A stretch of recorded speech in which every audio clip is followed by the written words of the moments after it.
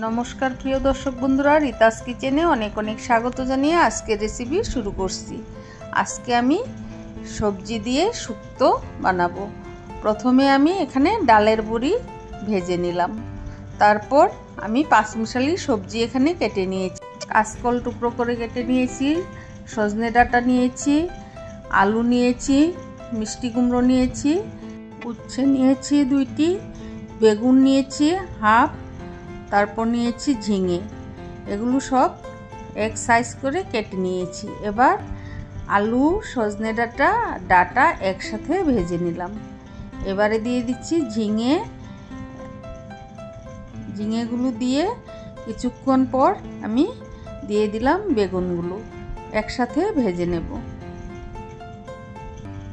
বেগুন ঝিঙে ভাজা হয়ে গেছে, এবার নামিয়ে নিচ্ছি।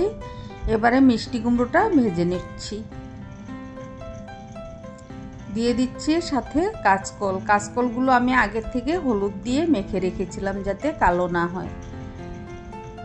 এবার এগুলো ভাজা হয়ে গেছে, নামিয়ে নিয়েছি। এবার সবশেষে আমি উচ্ছেগুলো ভেজে নেব।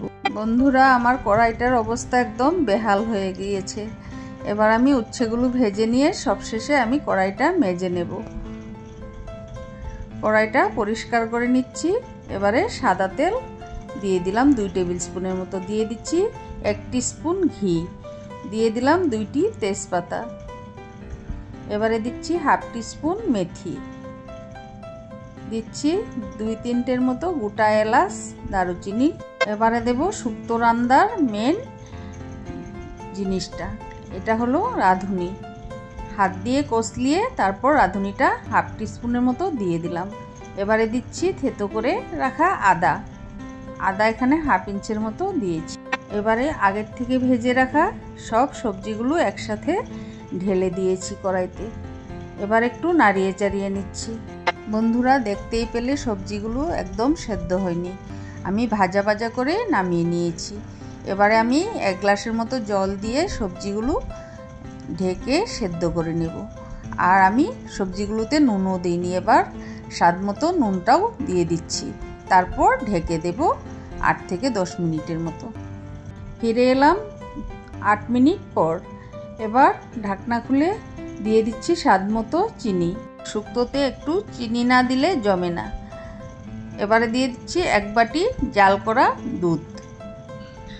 দুধটা দিলে শুক্তোর স্বাদ দ্বিগুণ বেড়ে যায়। এবার আমি নাড়িয়ে চাড়িয়ে নিচ্ছি। সবজিগুলো একদম সেদ্ধ হয়ে এসছে।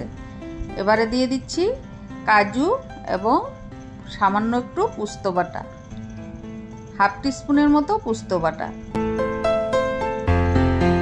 কাজুই বেশি ছিল, 8-10টার মতো কাজু আমি বেটে দিয়েছি।